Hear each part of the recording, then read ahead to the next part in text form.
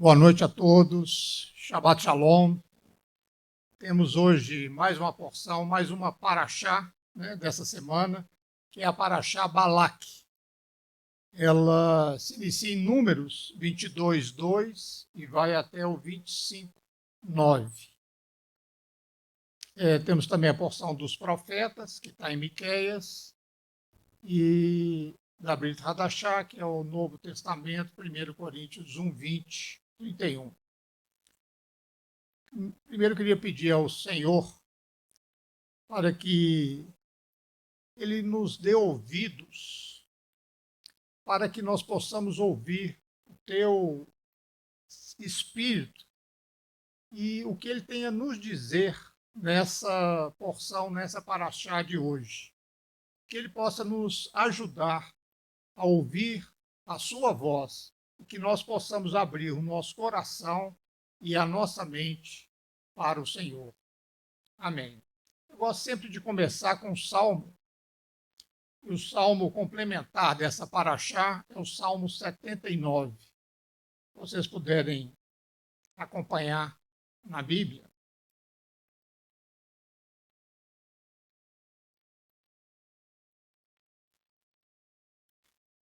Que não é um salmo de Davi, é um salmo de Asaf.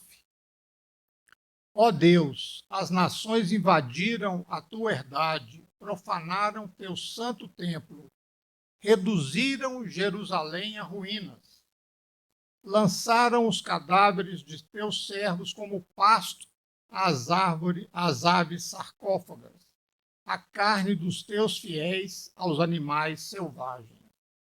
Derramaram como água seu sangue em torno de Jerusalém, e ninguém o sepultava, tornando-nos o escárnio dos vizinhos, objetos de riso e menosprezo para todos os que vivem ao nosso redor. Até quando, Senhor? Estarás sempre irado, ardendo com fogo teu zelo? Derrama teu furor sobre as nações pagãs, sobre todos os reinos que não te adoram, que não invocam teu nome. Porquanto devoraram Jacó e assolaram sua morada. Não evoques contra nós as culpas dos nossos pais. Venha logo ao nosso encontro tua compaixão, pois estamos profundamente deprimidos. Ajuda-nos, ó Deus, Salvador nosso, pela glória do teu nome. Livra-nos e perdoa nossos pecados por causa do teu nome. Porque hão de dizer às nações: onde está o seu Deus? Diante de nossos olhos, mostra aos pagãos a tua vingança pelo sangue dos teus servos. Chegue à tua presença o lamento dos prisioneiros. Com teu braço poderoso, preserva os sentenciados à morte. Devolve a nossos vizinhos 7 vezes mais a afronta com que te insultaram. Senhor, então nós, o teu povo, as ovelhas das tuas passagens, de geração em geração, para sempre te adoraremos e cantaremos os teus louvores. Amém. Eu gosto sempre no início de fazer um resumo, porque é impossível a gente ver a paraxá toda numa noite. E então gostaria de fazer esse resumo da paraxá Balak. A paraxá muda o contexto das viagens do povo judeu no deserto para contar a história de Bilã. Algumas Bíblias portuguesas traduzem como Balaão, mas o nome dele em hebraico é Bilã, que é o profeta pagão que tentou amaldiçoar os filhos de Israel. Ele foi contratado por Balac, rei de Moab, e Bilã concorda em fazer uma jornada até o acampamento israelita. Mas primeiro ele pede permissão a Deus e vai com a condição de que ele falaria somente aquilo que Deus colocasse na sua boca. Durante a viagem, um anjo com uma espada bloqueia o caminho dele, fazendo com que a mula que ele estava montado se desvie do caminho da estrada várias vezes. E ele é incapaz de ver o anjo. E toda vez que a mula desvia do caminho, ele bate nela. E ela desobedece, né, o comando dele por 3 vezes. E Deus faz com que essa mula fale com Bilã. E Deus abre os olhos desse profeta humilhado para que ele possa ver o anjo de pé no seu caminho, com uma espada na mão. O anjo, então, lembra Bilã que ele só pode falar aquilo que Deus mandar. E chegando próximo ao acampamento, Bilã tenta amaldiçoar o povo de Deus, o povo de Israel, diversas vezes, repetidamente, mas todas as vezes Deus impede. E em vez disso, ele termina abençoando o povo. E a porção da Torá, ela termina com a depravação mesmo dos homens judeus com as filhas promíscuas de Moabe e de Midian, e o ato indecente de Zinri, que era o príncipe da tribo de Shimon, com uma princesa midianita praticamente fazendo um sexo público. Pinerras, neto de Arão, a Bíblia traduz em português como Pinhas, ele reage zelosamente, né, por esse ato de vergonhoso, né, e mata os dois com uma lança, fura os dois ao mesmo tempo com essa lança, e com isso ele detém uma peste que Deus tinha enviado e que fez surgir no acampamento. Números 22, 2 diz: Vendo, pois, Balaque, filho de Zippor, tudo o que Israel fizera aos amorreus. Balaque, ele era rei de Moabe. O seu nome significa devastador. E ele foi eleito como rei, né, por causa de sua fama de ser um herói de guerra. Mas ele não tinha nenhuma linhagem real, ele era apenas um nobre, e nem sequer ele era moabita, ele era midianita. Os israelitas não tinham autorização para conquistar aquele território de Moabe, porque ele havia sido dado aos descendentes, aos filhos de Ló, como consta lá em Deuteronômio 2:9. Nesse momento, o povo de Moabe está ferido.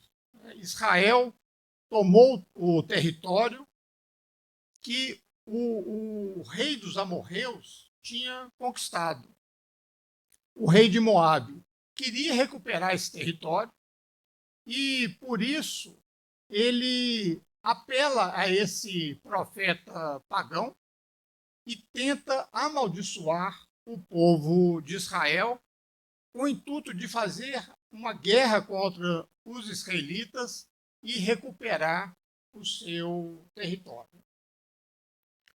Em Números 22, 3, diz: Moabe temeu muito diante desse povo, porque era numeroso, e Moabe andava angustiado por causa dos filhos de Israel. Por duas vezes, a Torá repete que Moabe tinha temor, tinha medo do povo de Israel. E os governantes de Moabe e Midian, eles se uniram contra Israel e foram falar com Bilã, porque ele era conhecido como um profeta, um mago de sucesso, que o que ele falava acontecia. E por intermédio desse profeta, o Eterno nos diz que devemos sempre lembrar do que se passou com Balaque e Bilã, que esse acontecimento é uma coisa importante para a história do povo judeu. Povo meu, agora do que consultou Balaque, rei de Moabe, e o que lhe respondeu Bilã, filho de Beor, e do que aconteceu desde Sitim até Gilgal, para que conheças a justiça do Eterno. Está em Miqueias 6:5. E em Números 22:5 diz: Este enviou mensageiros a Bilã, filho de Beor, a Petor, que está junto ao rio, na terra dos filhos do seu povo, a chamá-lo, dizendo: Eis que um povo saiu do Egito, eis que cobre a face da terra, e está parado defronte a mim. A palavra hebraica aqui traduzida como mensageiros é malachim, que quer dizer, também significa anjos, emissários, enviados. Mas a palavra malar, né, que é o singular da palavra malachim, ela também designa uma função. Um malar é alguém que foi enviado pelo seu superior. Números 22:6 diz: Vem, pois, agora, rogo-te, amaldiçoa-me este povo, pois é mais poderoso do que eu. Talvez o poderei ferir e lançar fora da terra, porque eu sei que a quem tu abençoares será abençoado, e a quem tu amaldiçoares será amaldiçoado. Balaque, ele queria derrotar e expulsar Israel da terra. Mas como Israel tinha mostrado o seu poderio militar, derrotando os gigantes de Sihon, cujo rei era Emori, e também Og, cujo rei era Baxã, eles ficaram com medo, porque os dois maiores povos foram derrotados por ele. Balaque, então, recorre à bruxaria. A primeira estratégia do inimigo é usar a força militar e a força física para nos subjugar. A segunda é usar a magia, a força espiritual para nos dominar. E a terceira é usar a nossa vaidade e nos atrair ao pecado e nos destruir. Nesse caso, a primeira e a segunda não tiveram êxito sobre Israel, mas Israel caiu com a terceira. Números 22:11. Eis que o povo que saiu do Egito cobre a face da terra. Vem agora, amaldiçoa, porventura poderei pelejar contra ele e expulsá-lo? Aqui a gente vê uma atitude do inimigo típica dos povos que rodeiam Israel. Querem amaldiçoar, lutar contra eles e expulsá-los da terra. E o mesmo ocorre hoje. Hoje em dia, a história não mudou. Essa história já tem 3.000 anos e já continua da mesma maneira. A bênção e a maldição, elas são incompatíveis. Uma pessoa abençoada pelo Eterno, é difícil que ela seja amaldiçoada. A bênção é como um escudo de proteção contra as forças do mal. O meio de furar essa proteção é quando desobedecemos ao Eterno e abrimos uma porta para que o inimigo entre. Números 22, 13. Então Bilã levantou-se pela manhã e disse aos príncipes de Balaque: Ide à vossa terra, porque o Eterno recusa deixar-me ir convosco. Bilã conhecia o Eterno. A fonte da sua profecia não era demoníaca, mas vinha do Espírito de Deus, como está lá em Números 24, 2. A fonte de magia, a fonte de adivinhação é que vem de Satã. E a fonte de profecia vem do Eterno. Mas quando nós usamos a profecia do Eterno com intuitos próprios para manipular outras pessoas ou para o nosso próprio bem, então essa profecia vira bruxaria. Por essa razão, a linha que separa um profeta verdadeiro de um profeta falso é às vezes difícil de identificar. Todos aqueles que têm êxito nas práticas ocultas têm um dom dado pelo Eterno, que os torna sensíveis para receber esses impulsos do mundo espiritual. Mas quando essas pessoas agem para o mal e depois voltam para o Eterno e se arrependem, essa sensibilidade, essa capacidade, ela continua ele sensível espiritualmente. E essa capacidade permanece. Mateus 7, 15, 20 diz: Acautelai-vos, porém, dos falsos profetas que vêm até vós vestidos como ovelhas, mas interiormente são lobos devoradores. Por seus frutos os conhecereis. Assim, toda árvore boa produz bons frutos, e toda árvore má produz maus frutos. Toda árvore que não dá bom fruto, corta-se e lança-se no fogo. Portanto, pelos seus frutos os conhecereis. Se os falsos profetas fossem fáceis de se identificar, não haveria essa advertência na Bíblia para nós. O fato da gente ser advertido é para que a gente tenha cuidado, pois não é fácil saber se uma pessoa é um falso profeta ou se ela fala por parte do Eterno. Aparentemente, as mensagens do falso profeta, elas são sempre positivas.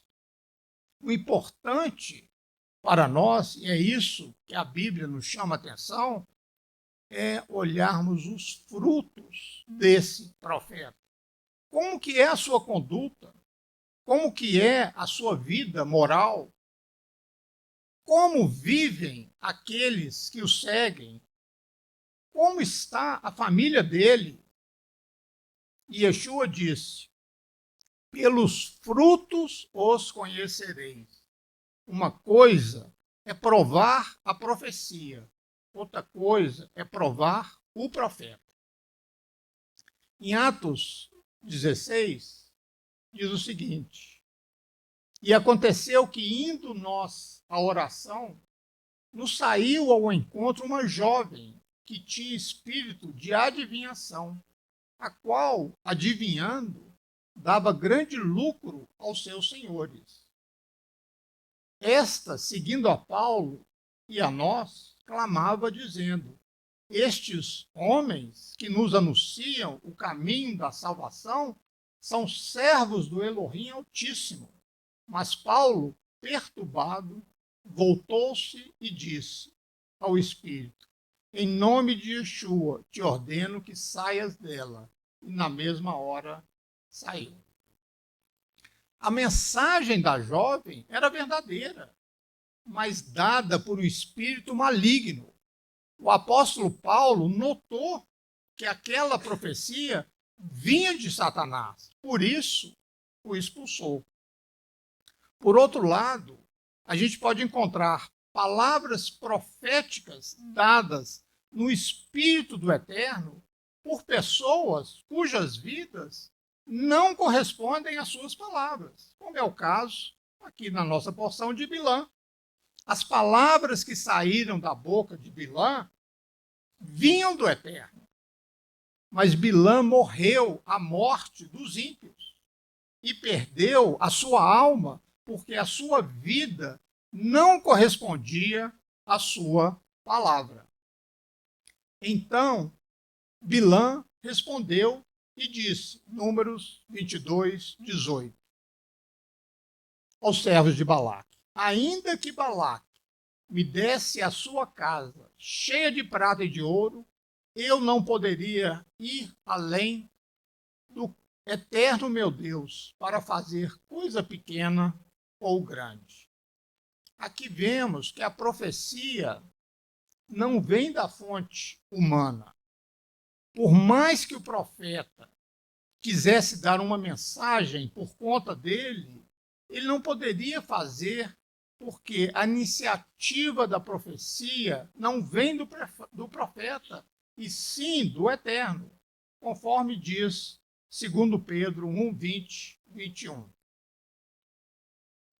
Sabendo primeiramente isso, que nenhuma profecia da Escritura é de particular interpretação, porque a profecia nunca foi produzida por vontade de homem algum, mas os homens santos do Eterno falaram, inspirados pelo Espírito Santo. E também, Números 22, 20. Veio, pois, o Eterno a Bilã de noite e disse-lhe: se aqueles homens te vieram chamar, levanta-te, vai com eles, todavia farás o que eu te disser. O Eterno veio a Bilã à noite. O sonho é um dos meios que o Senhor usa para comunicar conosco. A profecia é de caráter espiritual, não é intelectual.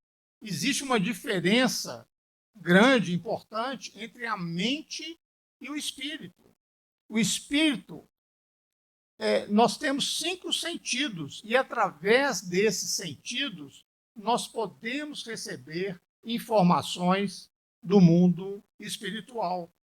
Essa informação nem sempre é percebida, porque a nossa mente está ocupada com as coisas do dia a dia, com os nossos afazeres, com outras coisas, e com as mensagens que o nosso corpo manda, então ficamos muitas vezes incapacitados de ouvir aquilo que o Espírito quer nos dizer. Uma pessoa carnal, quer dizer, uma pessoa pouco espiritual, não tem a sua mente focada nas coisas do Espírito. E por isso, muitas vezes, ela é insensível à informação que chega de Deus. Contudo, uma pessoa espiritual, ela se esforça para receber e para entender a informação que chega do Espírito. Números 22. E a ira de Deus acendeu-se, porque ele se ia, e o anjo do Eterno pôs-se no caminho por adversário. E ele ia caminhando, montando na sua jumenta, e depois, e 2 de seus servos com ele. A ira do Eterno contra Bilã foi devida à intenção do coração dele. O desejo dele era ter uma retribuição com o que ele estava fazendo, monetária, né, através de Balaque, e ele queria ser honrado diante das autoridades por causa do seu dom. Esse texto, ele nos ensina que o importante não é aquilo que fazemos, mas o porquê fazemos e com que intenção fazemos. Números 23, 14, 28. Levou consigo ao campo de Zofim, ao cimo de Pisga, e edificou 7 altares, e sobre cada um ofereceu um novilho e um carneiro. Então Balaque levou Bilã consigo ao cimo de Peor, que olha para o lado do deserto.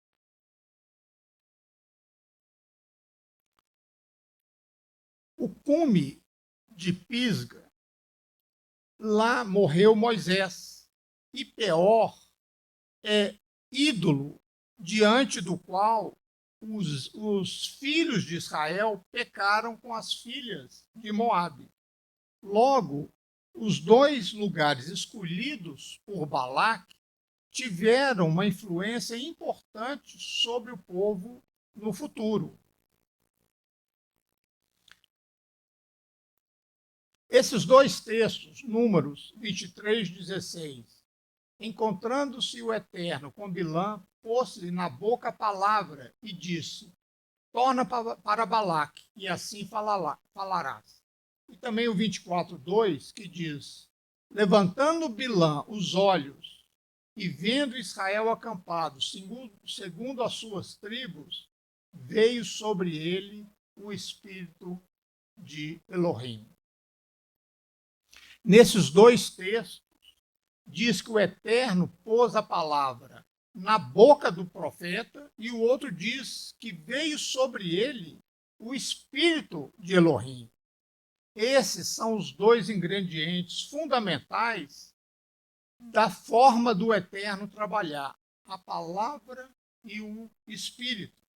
Se uma pessoa se dedica somente à Torá, sem a presença do Eterno, ela terá uma vida espiritual seca.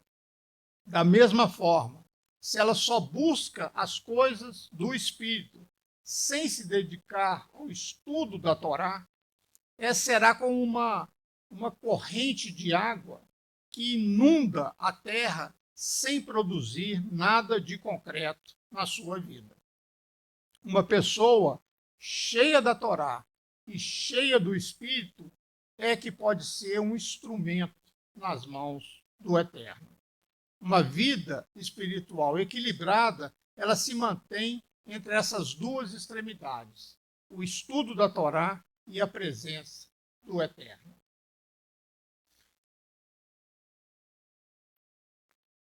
Números 24, 7. Águas manarão de seus baldes, e as suas sementeiras terão águas abundantes.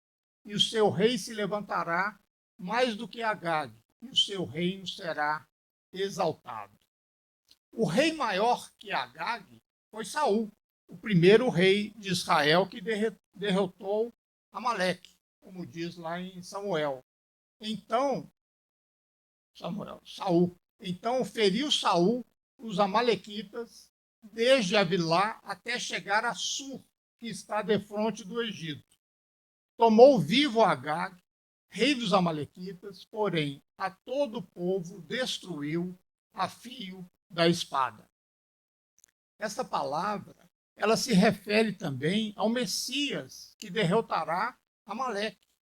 Agag é possivelmente o mesmo Gog falado em Ezequiel 39, 40.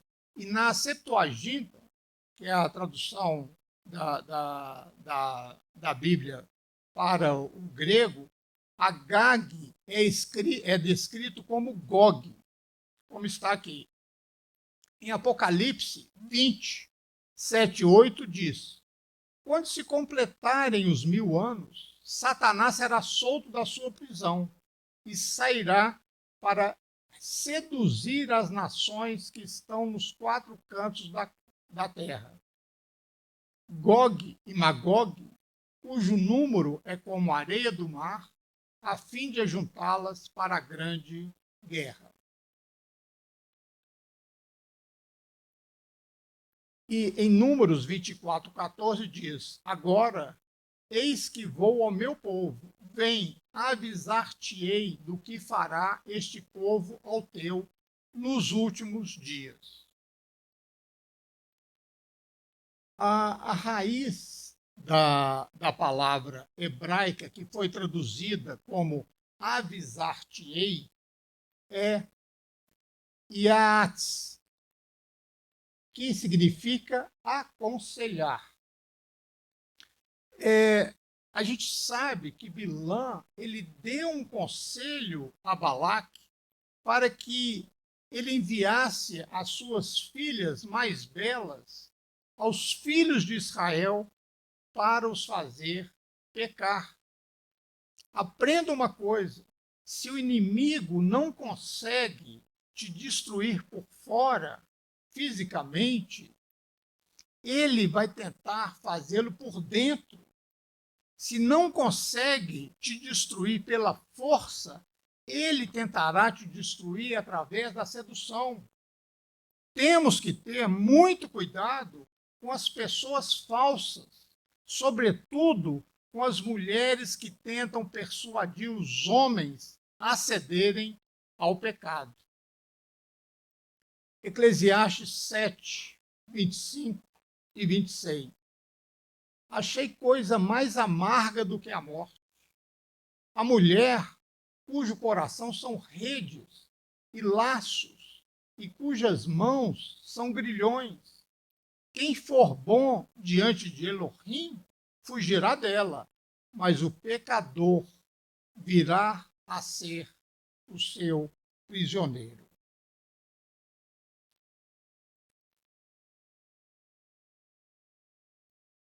Números 24, 17. Vê-lo-ei, mas não agora. Contemplá-lo-ei, mas não de perto. Uma estrela procederá de Jacó. De Israel subirá um cetro que ferirá as têmporas de Moabe e destruirá todos os filhos de Sete. Essa profecia ela faz uma menção ao final dos tempos, que se refere à segunda vinda do Messias. A expressão vê-lo-ei refere-se ao rei Davi, e as palavras mas não agora refere-se ao Messias. As palavras uma estrela fazem referência a um rei. Um rei procederá de Jacó. Em primeiro lugar, fala-se do rei Davi, que derrotou os moabitas, como está lá em Samuel. Em segundo lugar, a estrela fala do Messias, filho de Davi. Veja Apocalipse 22:16. Eu, Yeshua, enviei o meu anjo para vos testificar estas coisas às igrejas. Eu sou a raiz e a geração de Davi, a brilhante estrela da manhã. 7. O filho de Adão e Eva é pai de todos os homens. Daqui nós aprendemos que um rei que procede de Jacó terá domínio sobre todos os homens da terra. Aqui está se referindo ao rei Messias ben Davi, a Yeshua, filho de Davi. Números 24:19. De Jacó sairá o dominador e exterminará os que restam das cidades. Aqui refere-se a Edom, que foi subjugado pelo rei Davi, conforme lá nós já vimos em Samuel 8:14. A profecia de Bilã também faz referência ao Império Romano, que finalmente será destruído com a vinda do Messias, filho de Davi, como consta lá em Daniel 2. O Messias destruirá o remanescente de Roma, que é o sistema romano que domina todo o mundo e que se opôs a Israel e ao Eterno ao longo de toda a história. Apocalipse 14 diz o seguinte: seguiu-se outro anjo, o segundo, dizendo: caiu a grande Babilônia, que tem dado a beber a todas as nações do vinho da fúria da sua prostituição. E Números 24:20 diz: viu Bilã Amaleque, proferiu a sua palavra e disse: Amaleque é o primeiro das nações, porém o seu fim será a destruição.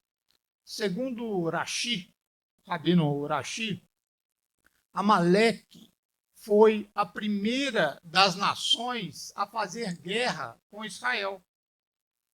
Como já vimos, haverá guerra entre Israel e Amaleque a cada geração, como diz lá em Êxodo 17.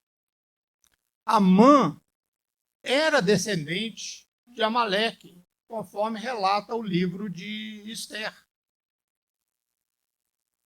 Davi derrotou, juntamente, Saul e Davi derrotaram os amalequitas para que eles deixassem de ser uma nação.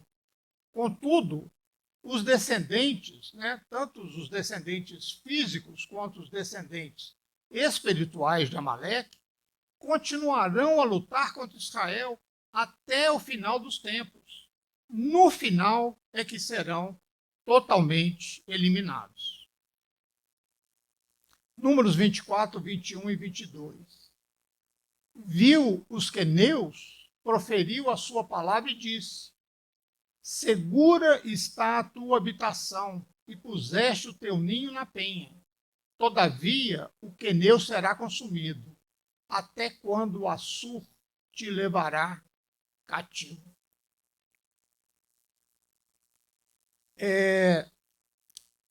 Os queneus são o povo descendente de Jetro, Itro, sogro de Moisés. Mais tarde, eles foram levados cativos juntamente com as 10 tribos perdidas de Israel. Números 24 e 23. Proferiu ainda a sua palavra e disse: ai, quem viverá quando o Eterno fizer isso? Homens virão das costas de Quintim em suas naus, afligirão a Assur e a Éber, e também eles mesmos perecerão. Segundo Rashi, Quintim refere-se aos romanos. Quintim é a ilha de Chipre, hoje Larnaca. Em Daniel, fala-se do primeiro ataque de Roma contra a Síria no ano 168 antes da era cristã. Quando diz aqui, afligirão a Assur, a profecia de Bilã cumpriu-se quando Roma atacou o Império Grego e conquistou as áreas da antiga Ashur, que é a Síria, e hoje é a área que está a norte da Síria e a norte do Iraque. E a Éber, os hebreus, filhos de Israel, eles são descendentes de Éber. Também eles seriam afligidos pelo sistema romano, tanto politicamente quanto religiosamente. E aqui quando diz, e também eles mesmos perecerão, o império político-religioso de Roma perecerá para sempre com a segunda vinda do Messias. O Salmo 106 diz o seguinte: também se juntaram a Baal-Peor e comeram os sacrifícios dos ídolos mortos. Assim, com tais ações, o provocaram a ira e espalhou peste entre eles. Então se levantou Finéias e executou o juízo e cessou a peste. Isso lhe foi imputado por justiça de geração em geração para sempre.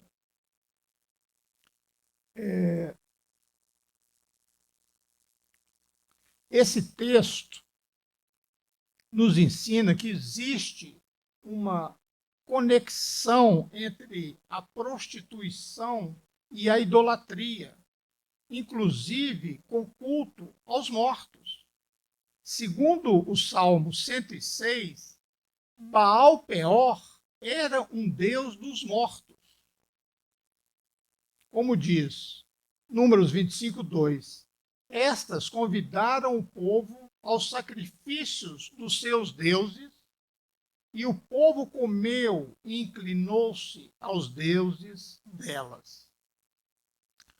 Uma vez mais, o pecado entra no mundo através da comida. As filhas de Moabe ofereceram-lhe comida não kasher, comida que era oferecida a ídolos, e ao mesmo tempo ofereceu-lhe os próprios corpos ao pecado. Os desejos carnais que nós não submetemos à Torá é uma porta aberta para a entrada do inimigo nas nossas vidas. Em Apocalipse 2 diz o seguinte: tenho, todavia, contra ti alguma coisa, pois que tens aí os que sustentam a doutrina de Bilã, o qual ensinava a Balaque a armar ciladas diante dos filhos de Israel para comerem coisas sacrificadas aos ídolos e praticarem a prostituição. Nosso corpo não foi criado como senhor, e sim como servo. Aquele que não consegue controlar os seus desejos carnais, ele não está apto a servir ao Eterno. E Bilã, ele soube tirar proveito dessas fraquezas para fazer os filhos de Israel caírem. A doutrina de Bilã é aquela que tenta fazer com que os filhos de Israel sejam levados pelos desejos carnais que contrariam a Torá. As palavras que foram proferidas por Bilã, elas foram incluídas na Torá. Parte das palavras de Bilã, elas são ainda usadas diariamente nas orações matinais do nosso povo. Matovu Ohaleiha Yaakov, Mishkenoteiha Israel.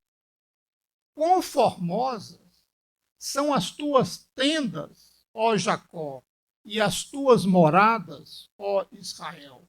Está em Números 24, 5. Bilã, em vez de abençoar a Israel, porque ele amava Israel, não, ele abençoava com a intenção de ganhar algum benefício, e porque da boca dele não conseguia sair maldição.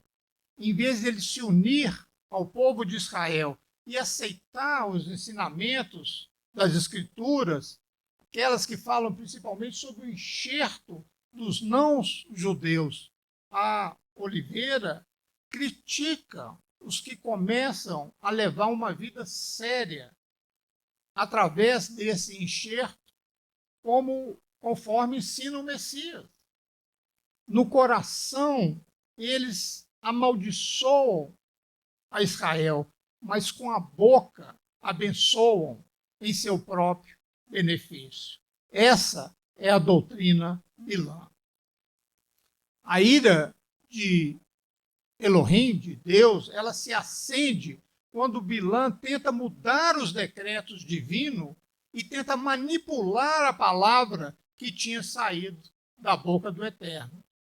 ele não entendeu a importância de se ter um caráter santificado, onde poderia dominar os seus instintos.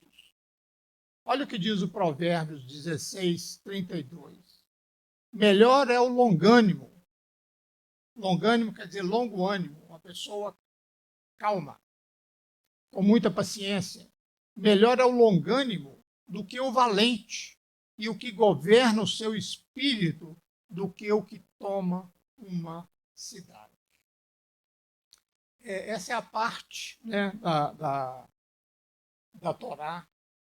Eu sempre gosto de tentar trazer aquilo que está na Bíblia para a nossa vida do dia a dia, né? Porque senão fica uma coisa assim muito teórica. E sempre incluo um tema, e o nosso tema hoje é: o que faz Deus rir? Há um velho ditado Yiddish que diz que o que faz Deus rir é ver os nossos planos, é nos ver fazendo planos para o futuro sem consultá-lo. John Lennon diz: a vida é o que acontece enquanto você está fazendo outros planos. No entanto, se o Tanar, a Bíblia hebraica, é o nosso guia, o que faz Deus rir são as ilusões humanas de grandeza.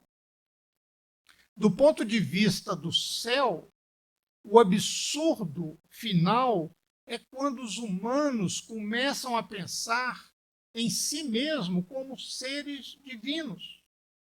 Existem vários exemplos na Torá. Eu queria começar com a Torre de Babel. Os homens, eles se reúnem na planície de Shinar e decidem construir uma cidade, uma torre que chegará ao céu. A confirmação arqueológica desse fato. Se vocês quiserem, eu posso trazer para vocês de que foram achados manuscritos dizendo: nós chegamos ao céu em alguns zigurates. Vocês sabem o que é zigurate?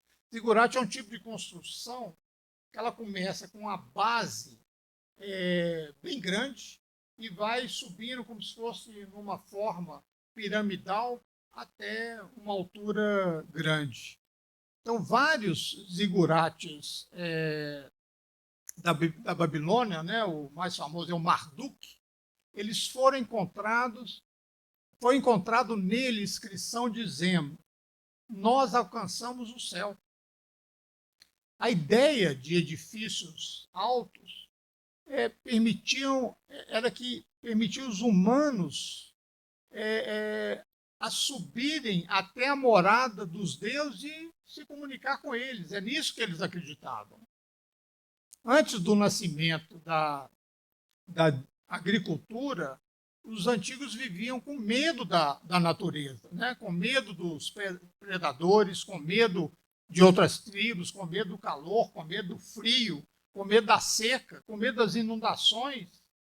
E o destino deles estava fora do controle.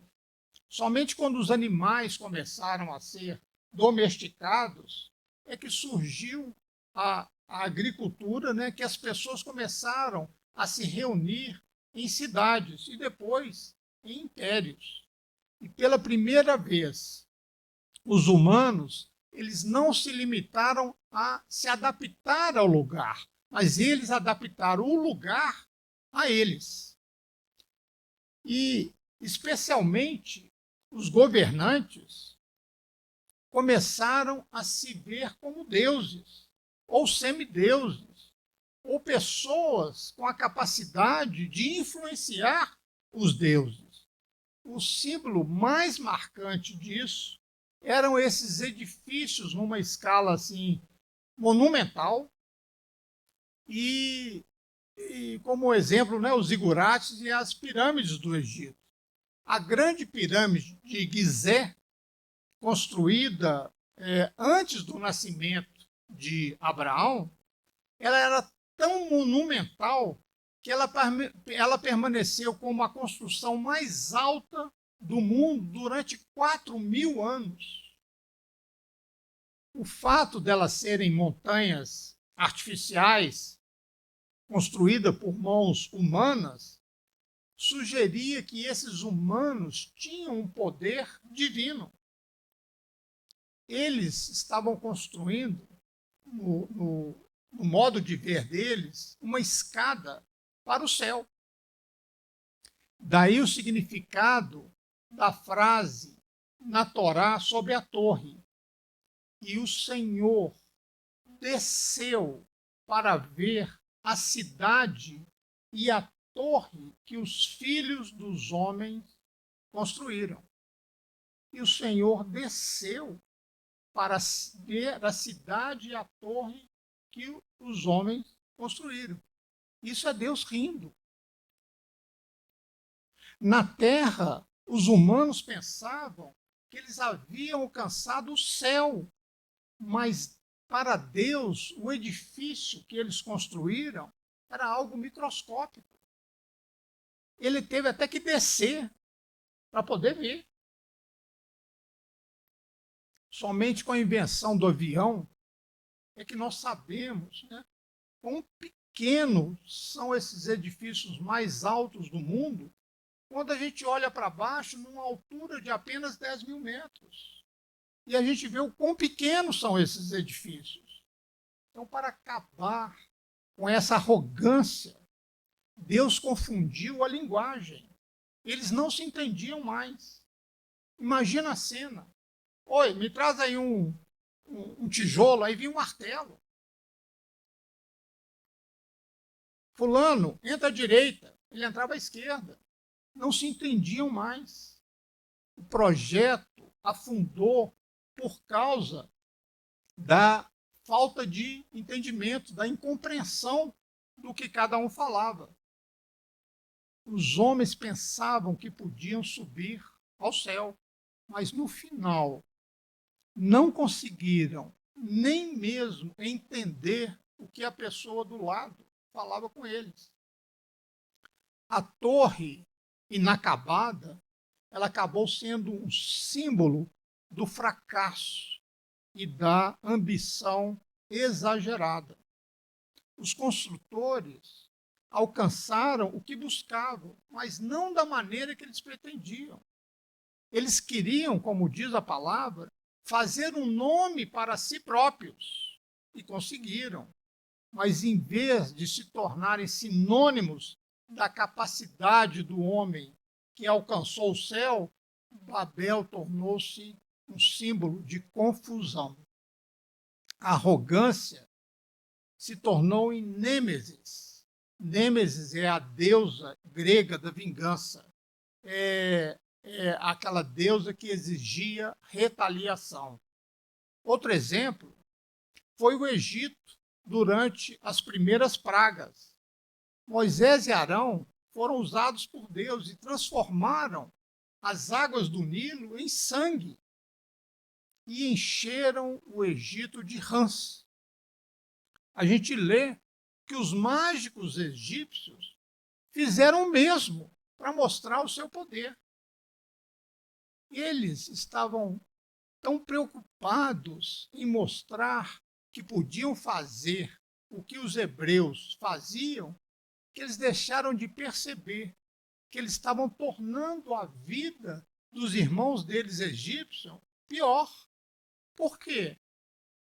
Se Moisés e Arão, com o poder de Deus, transformam a água em sangue, o que eles deviam fazer? Transformar o sangue em água. E não transformar mais água em sangue, senão o número de água com sangue aumenta. Se ele enche a cidade de rã, ele faz mais rã, ele está prejudicando. Ele devia fazer sumir as rãs.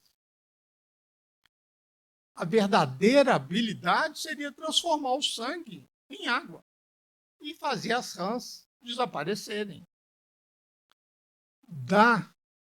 Quando eu leio isso, dá para ouvir Deus rindo na terceira praga. Os piolhos. Pela primeira vez os mágicos tentaram e não conseguiram copiar.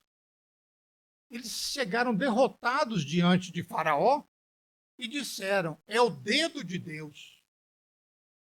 E aí surge o riso de Deus quando a gente lembra que os egípcios, né, o símbolo do poder deles era aquela arquitetura monumental, pirâmides, templos, palácios, estátuas gigantes, tudo era em escala gigante. E Deus mostrou o seu poder por meio do menor inseto, doloroso, mas quase invisível aos olhos.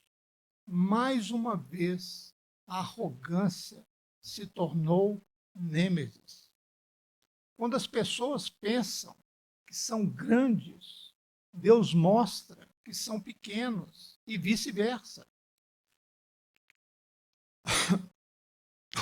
Aqueles que se consideram pequenos, como Moisés, esses é que são verdadeiramente grandes.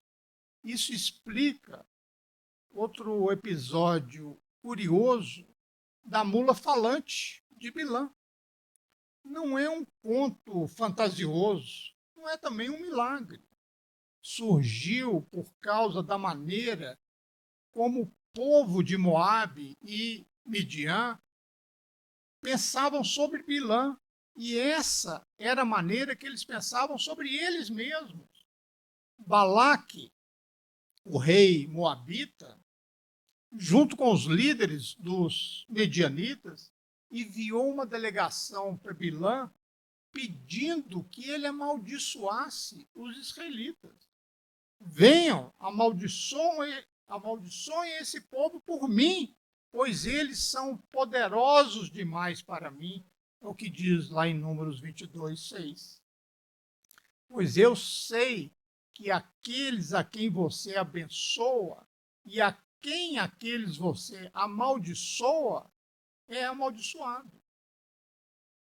Esse entendimento é um entendimento pagão, é um entendimento do homem mágico religioso, daquele fazedor de maravilhas, daquele que acha que tem poderes sobrenaturais, só que a visão da Torá é exatamente o oposto. É Deus quem abençoa e amaldiçoa os seres humanos, só Ele. Abençoarei aqueles que te abençoarem, e aqueles que te amaldiçoarem, eu amaldiçoarei, disse Deus a Abraão. Eles colocarão o meu nome nos filhos de Israel, e eu os abençoarei, disse ele aos sacerdotes. A ideia de que você ou eu podemos contratar um homem para amaldiçoar alguém pressupõe um Deus que aceita suborno. Eu tinha uma empregada na minha casa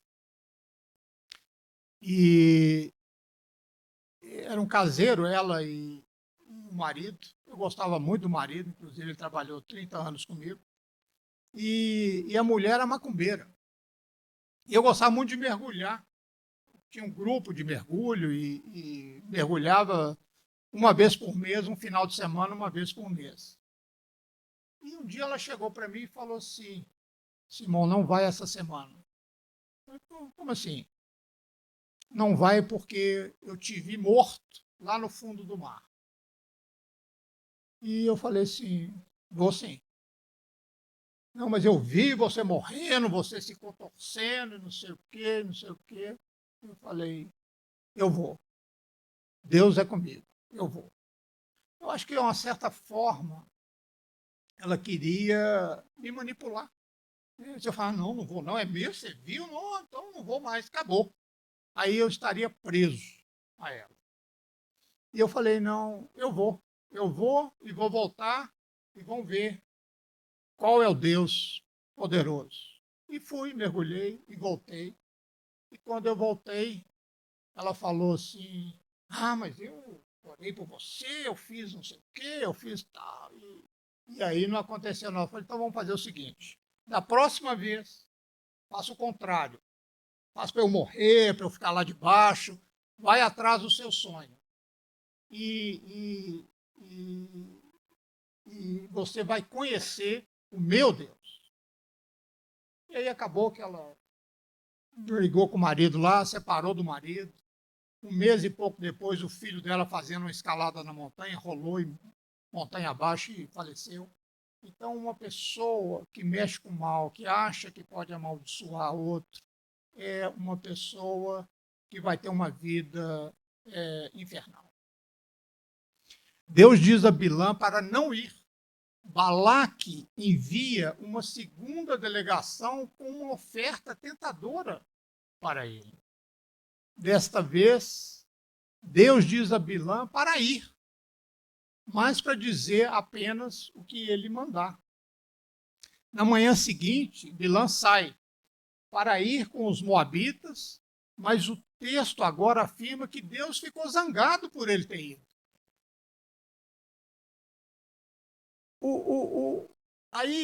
Aí que vai acontecer o episódio da mula.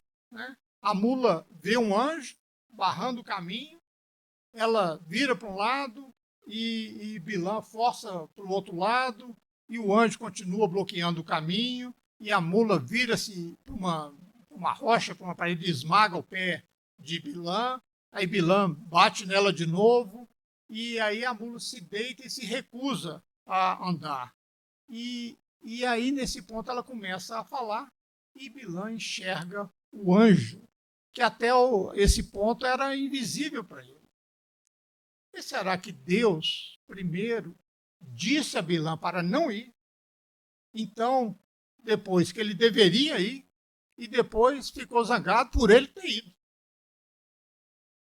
Deus, né, claro, podia saber o que Bilã estava pensando e sabia que ele realmente queria amaldiçoar o povo de Deus.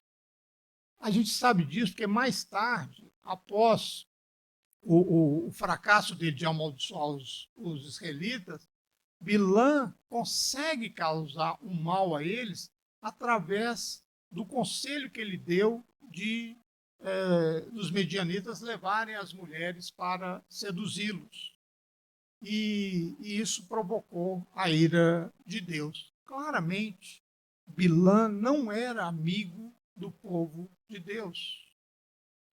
A história, né, da mula falante é outro exemplo do que faz Deus rir.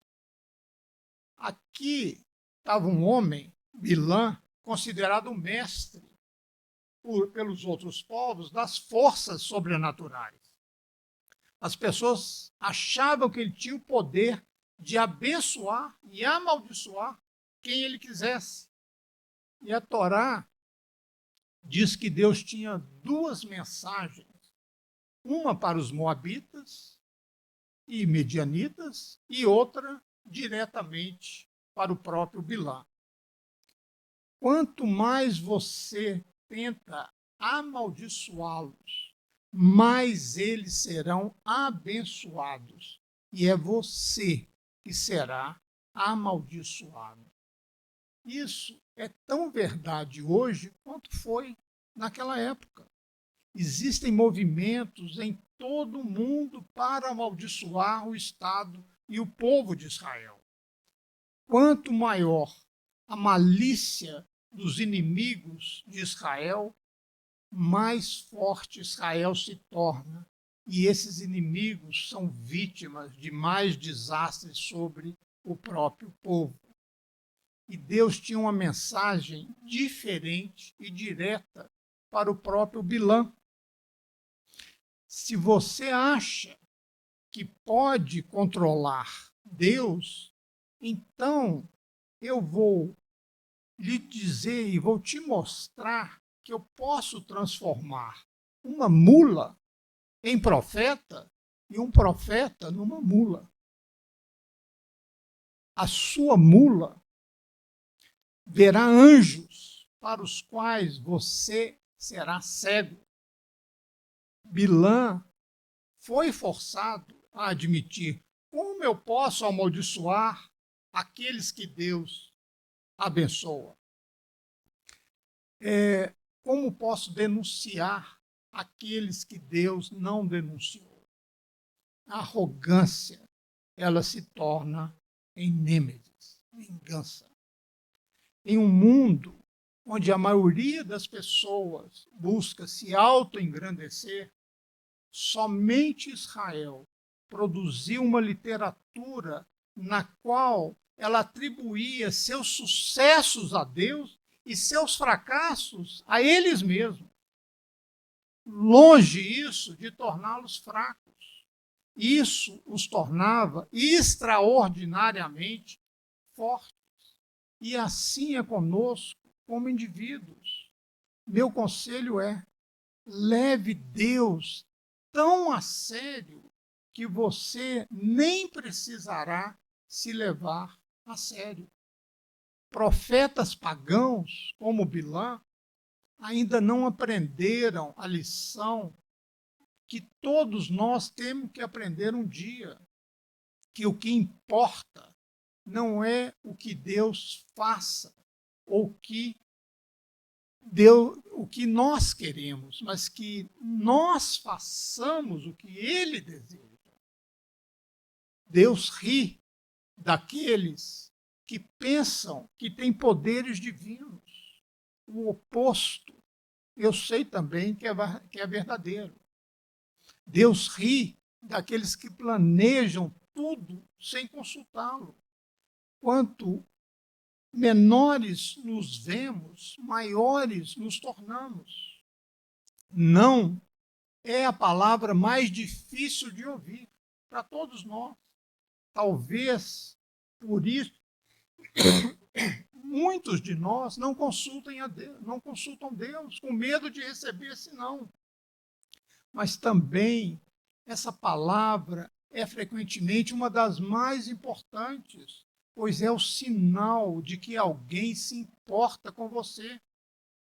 Isso é o que Bilã, humilhado, finalmente aprendeu e que nós também devemos aprender se quisermos estar abertos a ouvir a voz de Deus. Shabbat Shalom.